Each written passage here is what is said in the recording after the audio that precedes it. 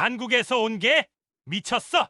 그런 게 코요테 무리를 상대로 뭘 하겠다고! 텍사스 목장주가 혀를 차며 웃었을 때만 해도 아무도 몰랐습니다. 그 개가 이 나라를 울릴 줄은요. 그날 밤 사막의 바람은 멈추지 않았고 철망 너머로 모습을 드러낸 하얀 그림자 하나. 그것은 단 한 마리였지만 절대 물러서지 않았습니다. 15마리의 코요테를 상대로 물러설 수 없는 이유가 있었던 겁니다. 그리고 그날 새벽 피투성이가 된 복순이의 몸 위로 떨어진 한 줄기 번개, 그건 단순한 싸움이 아니었습니다. 그건 대한민국이란 이름의 깃발이었죠. 어떤 일이 있었던 걸까요? 안녕하세요. 감동 배틀입니다. 저는 서울 양천구에 거주하고 있어요. 여러분은 어느 지역에서 사연 듣고 계신지 댓글로 남겨주세요. 그리고 구독과 좋아요 버튼도 눌러주신다면 영상 제작에 큰 힘이 될 것 같습니다. 그럼 사연 시작하겠습니다. 저는 텍사스 북부 사막 한복판에서 목장을 지키는 잭 하퍼입니다. 한때는 CIA 요원이었지만 지금은 그저 양떼를 지키는 목장주죠. 사람들은 제가 왜 이런 외딴 곳에 자리를 잡았는지 궁금해합니다. 하지만 저에겐 이유가 있었어요. 20해 전 한국 파견 중 남북 접경지에서 겪은 정보원 실종 사건은 제 인생을 완전히 바꿔놓았습니다. 그날 이후 저는 한국이란 단어조차 입에 담지 않게 됐어요. 그 나라에 대한 기억은 안개처럼 희미해졌지만 가슴 한구석에 남은 상처만은 여전했습니다. 어쩌면 이 사막 한가운데 자리 잡은 건 그 기억으로부터 도망치기 위함이었을지도 모르죠. 딸 에리는 달랐어요. 수의대에서 한국 동물 행동학을 전공하며 진돗개에 푹 빠져 있었습니다. 어느 날 저녁 식탁에서 에린이 진돗개에 대해 설명하던 날이 선명히 기억나요. 아빠, 진돗개는 다른 개들과 달라요. 단순히 명령을 따르는 게 아니라 지켜야 할 장소를 이해한다고 해요. 저는 그저 냉소적인 웃음을 지었습니다. 개가 명령 없이 움직인다고. 웃기는 소리지. 그건 통제가 안 된다는 말 아니냐? 에린의 눈빛이 흔들렸지만 더 이상 말을 이어가진 않았어요. CIA 출신답게 저는 통제되지 않는 모든 것을 경계했습니다. 그것이 사람이든 동물이든 심지어 감정이든요. 그래서 수십 대의 감시 카메라와 열 감지 센서, 움직임 감지기가 목장 전체를 감시하고 있었죠. 모든 정보는 제 손안에 있어야 했으니까요. 아침이면 항상 목장 주변을 한 바퀴 돌았습니다. 울타리를 점검하고 양떼의 상태를 확인하는 일상이었죠. 그날도 여느 때와 다름없이 순찰을 돌던 중이었어요. 사막의 아침 공기는 차갑고 건조했습니다. 모든 것이 평소와 같았지만 무언가 이상한 느낌이 들었어요. 직감이라고 해야 할까요? CIA 시절 단련된 육감이 위험을 감지하고 있었습니다. 저는 그 느낌이 맞았다는 것을 곧 알게 됐어요. 목장 서쪽 끝에 다다랐을 때 피냄새가 코를 찔렀습니다. 서둘러 그곳으로 달려갔죠. 그리고 마주한 광경에 숨이 멎을 뻔했어요. 경계견 2마리가 목덜미가 찢긴 채 울타리 밖에 쓰러져 있었습니다. 저는 즉시 총을 꺼내 들었어요. 주변을 경계하며 다가갔죠. 하지만 침입자의 흔적은 보이지 않았습니다. 다만 경계견들의 시체만이 처참하게 남아있었을 뿐이었어요. 처음엔 단순한 야생동물의 습격이라 생각했습니다. 하지만 사태는 점점 심각해졌어요. 밤마다 목장에 침입자가 나타났죠. 처음에는 10마리, 20마리씩 사라지던 양들이 점차 수십, 수백 마리로 늘어났습니다. 3,100마리 중 2,900마리가 사라진 날, 저는 더 이상 침착하게 있을 수 없었어요. 저는 사무실에 틀어박혀 모니터를 뚫어지게 바라봤습니다. 6개의 화면에는 목장 전체를 비추는 감시 카메라 영상이 띄워져 있었어요. 열지도와 동작 감지 센서 데이터를 분석하고 드론으로 주변을 샅샅이 탐색했지만 패턴은 보이지 않았습니다. 자, 어디로 들어와서 어디로 사라지는 거지? 이건 동물이라기엔 너무 체계적이에요. 에린의 목소리에 고개를 돌렸어요. 문간에 서 있던 에린의 눈은 붉게 충혈되어 있었습니다. 밤을 새워 자료를 분석한 흔적이 역력했죠. 방금 목장 북쪽에서 또 12마리가 사라졌어요. 아빠가 순찰 나간 사이에요. 손에 쥐고 있던 커피잔을 내려놓았습니다. 뜨거운 액체가 손등에 흘러내렸지만 아픔조차 느껴지지 않았어요. 이건 이성적으로 설명할 수 없는 일이었습니다. 저는 내내 모니터 앞에 앉아 있었고 어떤 움직임도 포착되지 않았어요. 그런데 어떻게 12마리나 사라질 수 있단 말입니까? 보안 시스템에 문제가 있나 봐요. 제 말에 에리는 고개를 젓습니다. 아니에요. 시스템은 멀쩡해요. 이건 다른 문제예요. 저는 무거운 한숨을 내쉬었어요. 에린의 눈에는 초조함과 두려움이 가득했습니다. 평소 강인하던 딸의 모습은 온데간데 없고 불안에 떠는 아이만 남아 있었죠. 아빠, 정보가 전부는 아니에요. 우린 이대로 무너져요. 에린의 말이 가슴에 꽂혔습니다. 정보가 전부가 아니라니 그럼 뭐가 있단 말인가요? 저는 대답 대신 총을 집어들고 탄창을 확인했어요. 딸의 말이 마음에 들지 않았지만 한편으론 옳다는 생각도 들었습니다. 지금까지 쌓아온 모든 데이터와 분석이 무용지물이 되어버렸으니까요. 밤이 깊어질수록 불안감은 커져갔어요. 저는 창문 너머 어둠 속을 응시했습니다. 달빛 아래 양떼들이 불안하게 모여 있었어요. 그들도 위험을 감지한 듯 했죠. 오늘 밤에는 어떤 일이 벌어질까? 누가 아니 무엇이 우리 양들을 데려가는 걸까? 그날 밤 저는 처음으로 총을 들고 직접 밖으로 나갔습니다. 사막의 밤 공기는 차가웠어요. 모래바람이 얼굴을 핥히고 지나갔죠. 주변에서는 아무런 소리도 들리지 않았습니다. 지나치게 고요했어요. 자연스러운 고요함이 아닌 무언가가 숨어 있는 듯한 긴장감 가득한 침묵이었습니다. 저는 천천히 양 우리 주변을 돌았어요. 모든 감각을 곤두세우고 움직였죠. 그때였습니다. 멀리서 희미한 울음소리가 들려왔어요. 코요테의 울음소리였습니다. 하지만 어딘가 이상했어요. 제가 들어본 코요테 울음소리와는 달랐습니다. 마치 의사소통을 하는 듯한 체계적인 신호 같았어요. 갑자기 양떼들이 불안하게 움직이기 시작했습니다. 저는 즉시 그쪽으로 달려갔어요. 도착했을 때 또다시 10마리의 양이 사라진 후였습니다. 땅에는 피 한 방울 없었어요. 마치 공기 중으로 증발해버린 것처럼요. 그저 여기저기 흩어진 발자국만이 무언가가 다녀갔음을 말해주고 있었습니다. 사태가 심각해지자 연방 전문가들이 투입됐습니다. 야생동물 관리국에서 파견된 전문가들은 흔적을 분석하고 덫을 설치했어요. 하지만 아무런 성과도 없었죠. 침입은 점점 더 지능화되었고 양들은 계속해서 사라졌습니다. 마치 누군가가 우리를 조롱하듯 말이에요. 저는 침대에 누워 천장을 바라보았습니다. 잠은 오지 않았어요.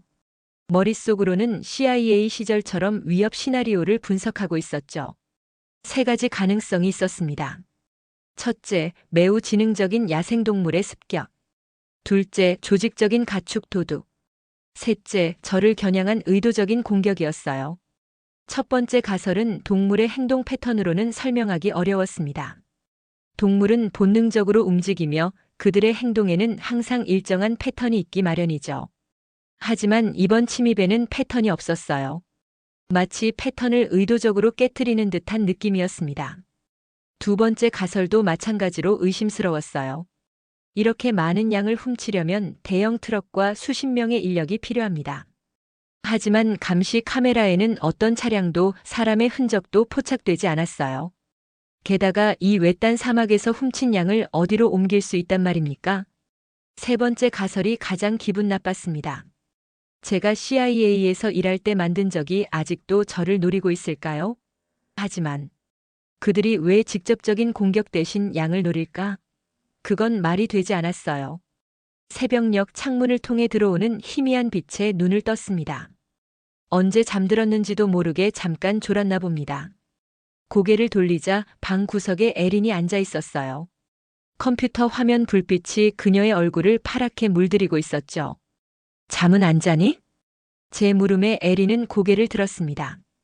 피곤해 보였지만 눈빛은 흔들림 없이 단단했어요. 인터넷에서 찾아봤어요. 한국에선 구조된 진돗개가 어린이를 지킨 적이 있대요. 저는 한숨을 쉬었습니다. 또 한국 이야기군요. 에린은 제가 한국에 대해 어떤 감정을 가지고 있는지 알면서도 계속해서 그 나라를 언급했어요. 지금 그런 이야기를 할 때가 아니야. 아빠, 이건 중요해요. 진돗개는 단순한 개가 아니에요. 그들은 본능적으로 자신의 영역을 지키는 능력이 있대요. 저는 침대에서 일어나 창가로 걸어갔습니다. 저 멀리 사막 위로 해가 떠오르고 있었어요. 빨갛게 물든 하늘이 마치 피를 연상시키는 듯 했죠. 그 나라. 늘 예상 바깥에서 일하는군. 제 중얼거림에 에리는 아무 말도 하지 않았습니다. 그저 조용히 컴퓨터 화면을 들여다보고 있었어요. 저는 창밖으로 펼쳐진 사막을 바라보며 생각했습니다. 한국에서의 기억들이 파편처럼 떠올랐어요. 예측할 수 없었던 상황들, 계산되지 않았던 변수들, 그리고 그 끝에 있었던 비극적인 사건까지. 그날 하루 종일 저는 목장을 돌아다녔습니다. 더 많은 카메라를 설치하고 센서의 감도를 높였어요. 모든 데이터를 분석하고 패턴을 찾으려 했지만 여전히 해결의 실마리는 보이지 않았습니다. 밤이 다가올수록 불안감은 커져갔어요. 오늘 밤에는 또 얼마나 많은 양이 사라질까? 저는 그저 손에 쥔 총의 무게에만 의지한 채 어둠을 기다렸습니다. 그날 밤 에리는 컴퓨터 앞에서 무언가를 열심히 검색하고 있었어요. 저는 그녀의 어깨 너머로 화면을 들여다봤습니다. 한국의 진돗개에 관한 자료들이었어요. 특히 구조된 개들의 성공 사례를 찾아보고 있었죠. 이걸 봐요, 아빠. 서울 근교에서 버려진 진돗개 한 마리가 새 주인의 집을 도둑으로부터 지켰대요. 아무런 훈련도 받지 않았는데요. 저는 그저 고개를 끄덕였습니다. 에린의 열정을 꺾고 싶지 않았어요. 하지만 솔직히 개 한 마리가 우리의 문제를 해결할 수 있을 거라곤 믿지 않았습니다. 그건 너무 단순한 해결책이었어요. 이 세상에 그런 쉬운 해결책은 없다는 걸 CIA 시절 충분히 배웠으니까요. 한 달이 흘렀습니다. 에린의 끈질긴 설득에 결국 저는 진돗개 한 마리를 들여오는데 동의했어요. 서울 외곽 폐쇄된 개농장에서 구조된 진돗개였습니다. 저는 내심 반신반의했지만 모든 방법을 다 써봐도 해결되지 않는 상황에서 한 가닥 희망이라도 붙잡고 싶었어요. 공항에 도착했을 때 에린은 들뜬 표정이었습니다. 반면 저는 여전히 회의적이었죠. 어떻게 개 한 마리가 우리의 문제를 해결할 수 있단 말인가? 하지만 그 생각은 곧 바뀌게 됐어요. 케이지에서 나온 진돗개는 예상과 달랐습니다. 중형견 크기의 흰 털과 검은 눈동자를 가진 아이였어요. 하지만 가장 인상적인 건 그 눈빛이었습니다. 깊고 차분한 마치 모든 것을 꿰뚫어보는 듯한 눈빛이었죠. 이름이 뭐래요? 에린의 질문에 한국인 보호소 직원이 대답했습니다. 복순이라고 해요. 서울 외곽 개농장에서 구조됐어요. 추정 나이는 4년에서 5년 정도고요. 복순이는 주변을 경계하듯 살폈습니다. 사람의 손길을 피하고 눈을 마주치지 않는 모습이 역력했어요. 등에는 옅게 남은 상처 자국이 보였습니다. 오래된 상처였지만 깊었던 흔적이 여전히 남아 있었어요. 집으로 돌아오는 길 마을을 지나칠 때 한 노파가 우리 차를 보고 다가왔습니다. 에린이 창문을 내리자 노파는 뒷좌석의 복순이를 물끄러미 바라봤어요. 전쟁을 겪은 눈빛이네. 걔도 기억을 하나 봐. 노파의 말에 저는 무의식적으로 복순이를 바라봤습니다. 그 눈빛에서 무언가 익숙한 것을 느꼈어요. 저도 모르게 가슴이 아려왔습니다. 마치 오래전 잊고 있던 감정이 되살아난 것 같았죠. 목장에 도착했을 때는 이미 해가 지고 있었어요. 복순이는 조심스럽게 차에서 내려 주변을 살폈습니다. 낯선 환경에 긴장한 듯 했지만 두려워하진 않았어요. 오히려 놀라울 정도로 침착했습니다. 에린이 복순이를 집 안으로 안내했지만 복순이는 거실에서 움직이지 않았어요. 마치 허락을 기다리는 듯 했습니다. 저는 무심코 고개를 끄덕였고 그제야 복순이는 조심스럽게 집 안을 탐색하기 시작했어요. 저녁이 되자 복순이의 행동이 달라졌습니다. 갑자기 현관문 쪽으로 가더니 밖으로 나가길 원했어요. 에린이 문을 열어주자 복순이는 즉시 밖으로 나갔습니다. 저는 의아해하며 복순이를 따라 나섰어요. 놀랍게도 복순이는 울타리 주변을 자발적으로 돌기 시작했습니다. 마치 자신의 영역을 확인하는 듯한 모습이었어요. 더 놀라운 건 복순이가 특정 지점에서 멈춰 냄새를 맡고는 그 자리에 오줌을 누는 행동이었습니다. 틈을 메우고 냄새 흔적을 덮는 행동이었어요. 뭐 하는 거지? 에린이 설명했습니다. 영역 표시예요. 진돗개는 본능적으로 자신의 영역을 표시하고 지키는 습성이 있어요. 저는 반신반의하며 복순이의 행동을 지켜봤습니다. 1시간 넘게 목장 전체를 돌았고 특히 이전에 침입 흔적이 있던 지점들에 더 오래 머물렀어요. 어떻게 알았는지 마치 지도라도 보듯 정확했습니다. 그날 밤 복순이는 집 안으로 들어오지 않았어요. 대신 현관 앞에 앉아 밤새 경계를 섰습니다. 저는 걱정되어 밖에 담요를 갖다 주었지만 복순이는 움직이지 않았어요. 마치 임무를 수행하듯 굳건히 자리를 지켰습니다. 다음 날 아침 놀라운 일이 벌어졌어요. 양 한 마리도 다치지 않았습니다. 1달 넘게 매일 밤 벌어지던 습격이 갑자기 멈춘 것이었어요. 저는 급히 감시 카메라 영상을 확인했습니다. 그리고 그 순간 저는 완전히 얼어붙었어요. 영상 속에서 복순이는 밤새 목장을 순찰했습니다. 그리고 서쪽 울타리 근처에서 코요테 한 마리와 마주쳤을 때 물러서지 않고 맞섰어요. 침입자는 결국 물러갔습니다. 저는 놀라움을 감출 수 없었어요. 명령 없이 움직였다. 복순이의 놀라운 행동은 계속됐습니다. 그녀는 한국어 외엔 반응하지 않았어요. 제가 이라 명령해도 전혀 반응이 없었습니다. 하지만 에린이 앉아라고 말하자 곧바로 자세를 낮췄어요. 처음엔 단순한 우연이라 생각했지만 여러 번 시도해보니 분명한 패턴이었습니다. 이상하군. 저는 에린에게 물었어요. 왜 영어로는 명령을 듣지 않는 거지? 에린은 미소를 지었습니다. 아마도 한국에서 한국어로만 소통해왔기 때문일 거예요. 하지만 복순이에겐 언어보다 중요한 게 있어요. 에린의 말대로 복순이는 매우 특별했습니다. 배변은 정해진 구역에서만 했고 식사도 질서정연하게 했어요.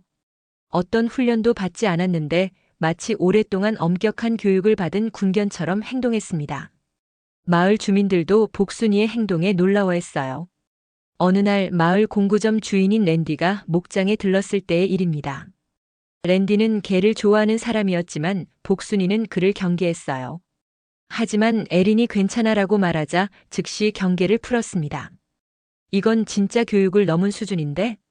랜디가 감탄했어요. 그는 에린에게 물었습니다. 전직 군견이래요?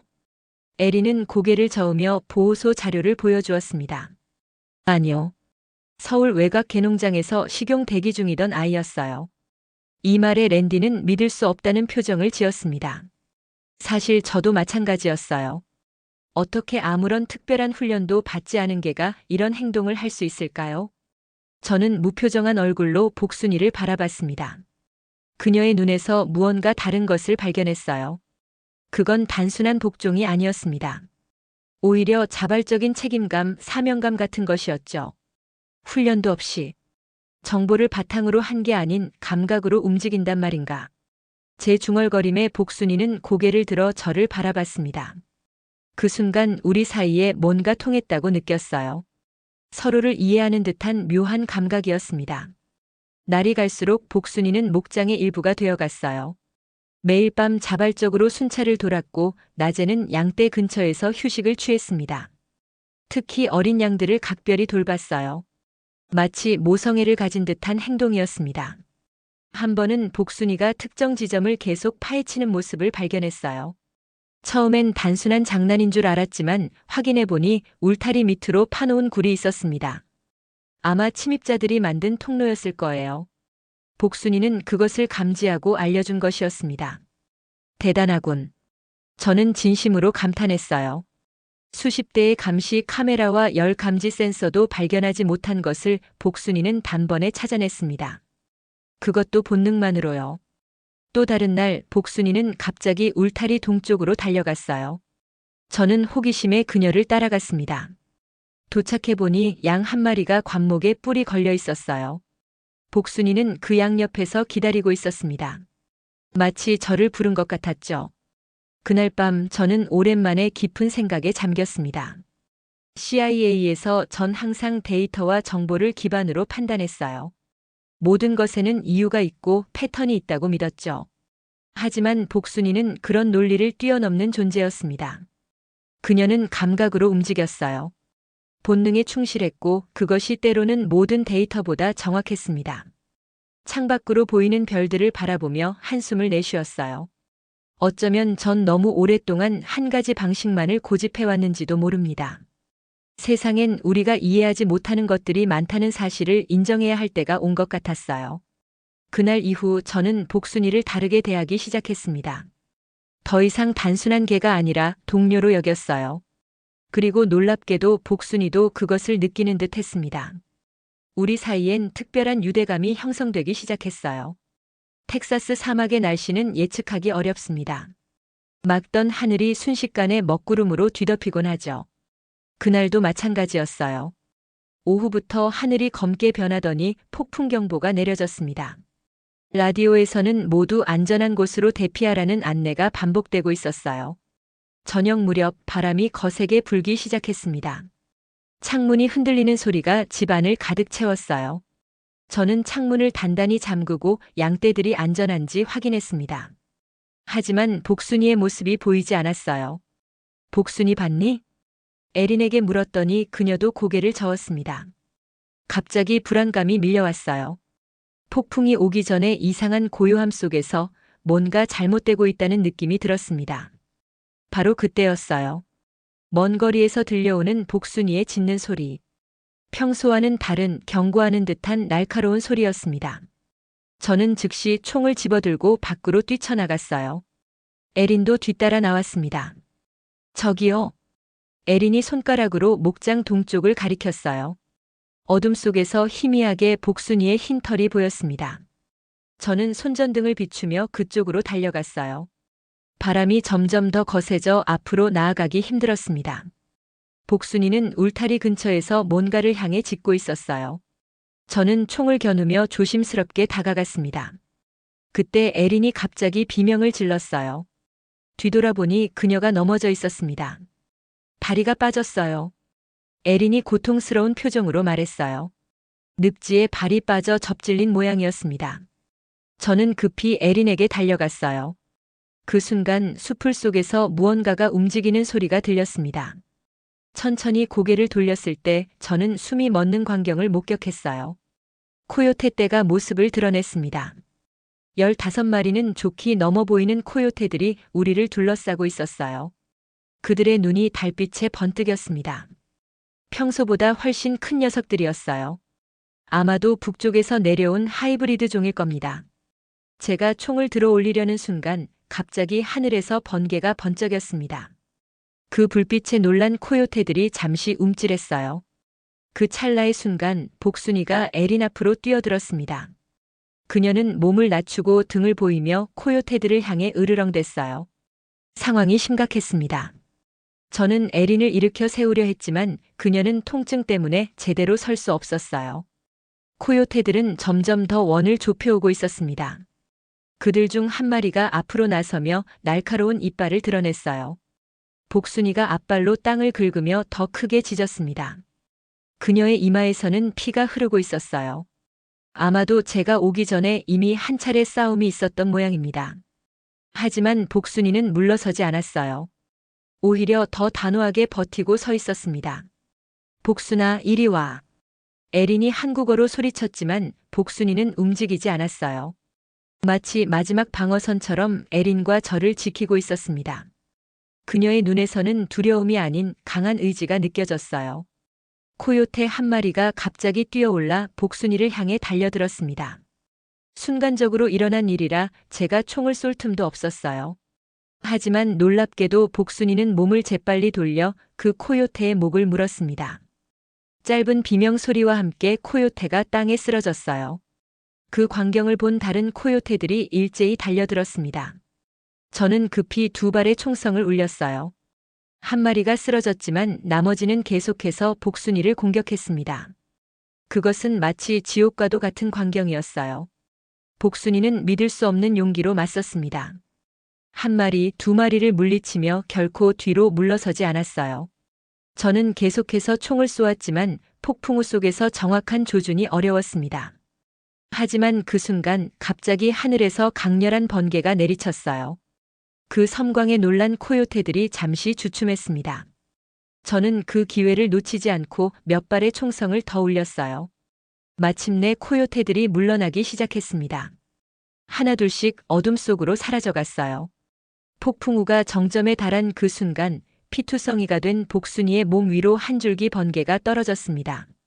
마치 영웅을 빛내주는 조명처럼요. 그녀는 여전히 서 있었어요. 상처투성이지만 결코 무너지지 않은 채로요. 그날 밤의 사건 이후 저는 복순이를 다른 시선으로 바라보게 됐습니다. 그녀의 상처를 치료하면서 제 마음속 깊은 곳에서 무언가가 변화하고 있음을 느꼈어요. 에리는 복순이를 끌어안고 눈물을 흘렸습니다. 그날 복순이가 없었다면 우리는 아마도 목숨을 잃었을 거예요. 그냥 개가 아니야. 그녀는 영웅이야. 제 말에 에리는 미소를 지었습니다. 복순이는 상처를 치료받는 내내 얌전히 있었어요. 그녀의 눈빛은 여전히 당당했습니다. 마치 자신이 무엇을 위해 태어났는지 알고 있는 듯한 그런 눈빛이었죠. 복순이의 활약은 금세 지역 뉴스에 보도됐어요. 한 마리의 진돗개가 코요테 떼와 맞서 사람들의 목숨을 구했다는 놀라운 이야기였습니다. 보도를 본 사람들이 목장을 찾아와 복순이를 보고 싶어 했어요. 마을 전체가 그녀의 용기에 감탄했습니다. 며칠 후 한국 대사관에서 연락이 왔어요. 담당 외교관이 직접 목장을 방문했습니다. 그는 복순이를 보자 환하게 웃었어요. 진돗개는 특별한 존재입니다. 그들은 자신이 무엇을 지켜야 할지를 스스로 판단하죠. 외교관의 말이 제 마음에 깊이 와닿았습니다. 지금까지 저는 항상 명령과 통제, 데이터와 정보만을 믿어왔어요. 하지만 복순이는 그 모든 것을 넘어선 존재였습니다. 기술보다 더 중요한 건 감각을 수출하는 일일지도요. 외교관의 말에 저는 고개를 끄덕였어요. 그나라 나는 늘 정보로만 보려 했죠. 하지만 지금 감정으로 느껴졌습니다. 그 순간 저는 20해 전 한국에서의 기억이 떠올랐어요. 남북 접경지에서의 그 사건이 제 인생을 완전히 바꿔놓았지만 어쩌면 그것은 제가 알지 못했던 또 다른 시작이었는지도 모릅니다. 한국이란 나라는 항상 제 예상을 뛰어넘었어요. 복순이처럼요. 그날 밤 저는 창가에 앉아 별이 빛나는 하늘을 바라봤습니다. 복순이는 제 발치에 조용히 누워 있었어요. 그녀의 상처는 아직 아물지 않았지만 눈빛만은 여전히 강인했습니다. 저는 그녀의 머리를 부드럽게 쓰다듬었어요. 넌 단순히 임무를 수행한 게 아니야. 너의 본능, 내가 지켜야 한다고 느낀 것을 지켰을 뿐이지. 복순이는 고개를 들어 저를 바라봤습니다. 그 순간 우리는 서로를 완전히 이해했어요. 말이 필요 없는 깊은 교감이었습니다. 그로부터 6개월이 지난 지금 목장의 풍경은 많이 달라졌습니다. 복순이는 이제 저희 가족의 일원이 되었어요. 그리고 2달 전 저희는 놀라운 결정을 내렸습니다. 한국의 같은 보호소에서 또 한 마리의 진돗개를 입양한 거죠. 1월이라는 이름의 수컷 진돗개예요. 복순이의 동생뻘 되는 녀석이랍니다. 매일 아침 복순이와 1월이는 저와 함께 목장을 순찰합니다. 복순이가 앞장서고 1월이가 뒤를 따르는 모습이 꼭 선배가 후배를 이끄는 것 같아요. 낮에는 에린의 연구를 도우며 저녁이면 2마리 모두 현관 앞에 나란히 앉아 하늘을 바라봅니다. 마치 자신의 임무를 다하고 휴식을 취하는 전사들 같은 모습이죠. 에린의 다리는 완전히 회복됐어요. 그녀는 이제 진돗개의 영역 수호 본능과 사회적 유대에 관한 연구 논문을 작성하고 있습니다. 복순이와 1월이는 그녀의 훌륭한 연구 대상이 되었죠. 에린의 말에 따르면 이 2마리의 진돗개는 학계에서도 유명해졌다고 합니다. 마을에서도 복순이와 1월이는 영웅 대접을 받고 있어요. 마을 상점에는 복순이의 사진이 걸려 있고 심지어 공구점 주인인 랜디는 2마리 진돗개를 본떠 목가 기념까지 만들었습니다. 목장 입구에는 이곳은 진돗개가 지킨다라는 팻말이 붙어 있어요. 더 이상 침입자는 없습니다. 어제 저는 조용히 한국행 항공편을 예약했습니다. 에린이 의아해하며 물었어요. 왜요, 갑자기? 저는 잠시 창밖을 바라보다 대답했습니다. CIA 시절에도 이런 존재는 본 적이 없어. 직접 가서 미안하다고 그리고 고맙다고 말하고 싶다. 에린은 미소를 지었어요. 그녀도 제 마음을 이해한 듯 했습니다. 20해 동안 회피해왔던 그 나라로 돌아가는 것, 그것은 단순한 여행이 아니라 제 자신과의 화해였어요. 오늘 아침 저는 복순이와 일월이와 함께 목장 가장자리에 서 있었습니다. 멀리 태양이 떠오르고 있었어요. 그 붉은 빛이 사막을 황금빛으로 물들이는 모습이 참 아름다웠습니다. 두 마리의 진돗개는 제 양옆에 조용히 앉아 똑같은 풍경을 바라보고 있었어요. 너희는 결국 우리를 구했어. 단순히 양떼만이 아니라 나까지도. 제 중얼거림에 복순이와 일월이는 꼬리를 흔들었습니다. 그들은 아마도 제 말을 이해하지 못했겠지만 그 순간의 감정만은 함께 나누고 있다고 느꼈어요. 지금 제 가슴 속에는 오랜만에 찾아온 평화가 자리 잡고 있습니다. 오늘의 사연은 어떠셨나요? 한국의 진돗개가 미국 텍사스 사막의 목장을 지키며 보여준 놀라운 충성심과 용기, 그리고 그것이 한 사람의 마음까지 변화시킨 감동적인 이야기였습니다. 아직 구독과 좋아요 버튼을 안 누르셨다면 부탁드릴게요. 그럼 저는 다음에 또 재미있는 사연 가지고 찾아올게요. 안녕히 계세요.